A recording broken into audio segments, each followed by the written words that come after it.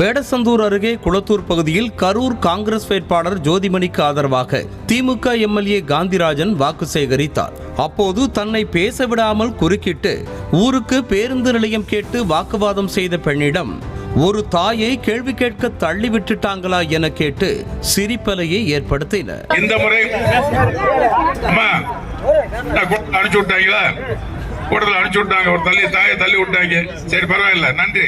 ஒவ்வொரு ஊருக்கும் இது மாதிரி தான் பண்ணி யாரோ ஒருத்தர் அதெல்லாம் வந்துமா, சரி விட்டுருங்க, அதை அப்புறம் பேசிக்கிறோம். தாங்கள் கிழிந்ததென தூக்கி போட்ட சட்டையை மாட்டிக்கொண்டு ராமதாஸை சமூக நீதி காவலர் என பிரதமர் மோடி கூறுவதாக அதிமுக முன்னாள் அமைச்சர் வைகை செல்வன் விமர்சித்திருக்கிறார். சேலம் தொகுதி அதிமுக வேட்பாளர் விக்னேஷை ஆதரித்து பேசிய அவர், மோடி கட்டிப்பிடித்தால் அந்த கட்சி இரண்டாக உடைந்துவிடும் என்றும் அவரது பருப்பு தமிழ்நாட்டில் வேகாது என்றும் தெரிவித்தார்.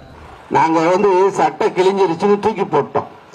அத மோடி மாட்டிக்கிட்டு அவரை கட்டி பிடிச்சி ஆஹா சமூக நீதி காவலர்னு சொல்றாரு. ஒண்ணு தெரியுமா, மோடி யாரெல்லாம் கட்டி பிடிக்கிறாரோ அவங்க கட்சி ரெண்டா உடைஞ்சிரும். மயிலாடுதுறை மாவட்டம் தரங்கம்பாடி பகுதியில் அதிமுக வேட்பாளர் பாபு திறந்த வாகனத்தில் சென்றவாறு வாக்கு சேகரிப்பில் ஈடுபட்டார். எருக்கட்டாஞ்சேரி, சோனவன் தோட்டம், ஒழுகைமங்கலம் உள்ளிட்ட பகுதிகளில் பரப்புரை மேற்கொண்ட அவரை பட்டாசு வெடித்து தொண்டர்கள் வரவேற்றனர்.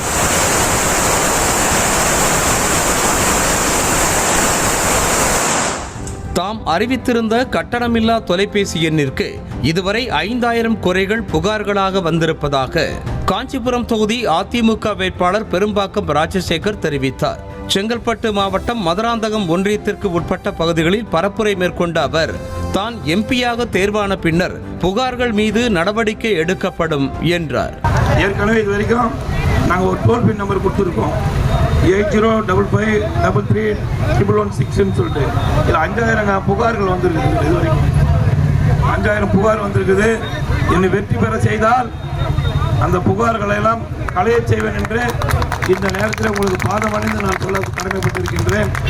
திருப்பூர் தொகுதியில் கைக்கு எட்டும் தூரத்தில் தான் பாஜகவின் வெற்றி உள்ளதாக பாஜக வேட்பாளர் ஏபி முருகானந்தம் நம்பிக்கை தெரிவித்தார். பவானி சட்டமன்ற தொகுதிக்கு உட்பட்ட பகுதிகளில் பரப்புரையின் போது பேசிய அவர், வெற்றி பெற்ற பின்னர் தொகுதிக்கு தேவையான அனைத்து திட்டங்களையும் கொண்டு வந்து சேர்ப்பேன் என வாக்குறுதி அளித்தார். ஒரு போர்ப்படை தளபதிகளாக இருக்கக்கூடிய இயக்கங்கள் இன்றைக்கு ஒன்று சேர்ந்திருக்கின்றது சொன்னால் அதற்கு நிகர் எதுவுமே கிடையாது. அதை வீழ்த்துவதற்கு தமிழகத்தில் எந்த சக்தியும் வர முடியாது என்று சொல்லி நாம் அத்தனை பேரும் கடுமையாக உழைக்க வேண்டும். நமக்கு கை கட்டின தூரத்தில் நம்முடைய வெற்றி காத்து கொண்டிருக்கின்றது. செய்திகளை உடனுக்குடனும் துல்லியமாகவும் தெரிந்து கொள்ள சப்ஸ்கிரைப் பண்ணுங்க.